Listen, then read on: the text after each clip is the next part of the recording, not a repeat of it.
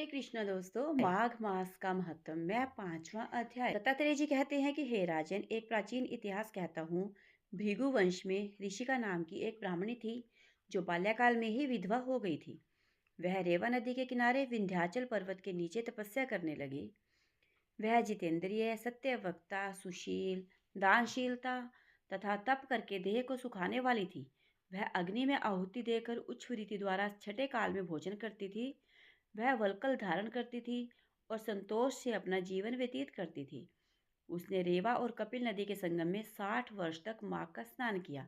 फिर वहीं पर वह मृत्यु को प्राप्त हो गई थी। माघ स्नान के फल से वह दिव्य 4000 वर्ष तक विष्णु लोक में वास करके सुंद और उपसुंद दैत्यों का नाश करने के लिए ब्रह्मा द्वारा तिलोत्तमा नाम की अप्सरा के रूप में ब्रह्मलोक में उत्पन्न हुई। वह अत्यंत रूपवती, गान विद्या में अति प्रवीण तथा मुकुट कुंडल से शोभायमान थी। उसका रूप, यौवन और सौंदर्य देखकर ब्रह्मा भी चकित हो गए।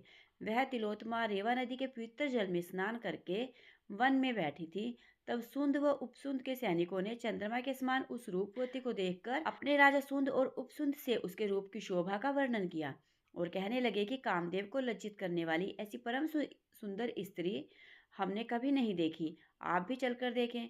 तब वह दोनों मदिरा के पात्र रखकर वहां पर आए जहां पर वह सुंदरी बैठी हुई थी। मदिरा के पान विहल होकर काम क्रीड़ा से पीड़ित हुए और दोनों ही आपस में उस स्त्री रत्न को प्राप्त करने के लिए विवादग्रस्त हुए और फिर आपस में युद्ध करते हुए वहीं समाप्त हो गए।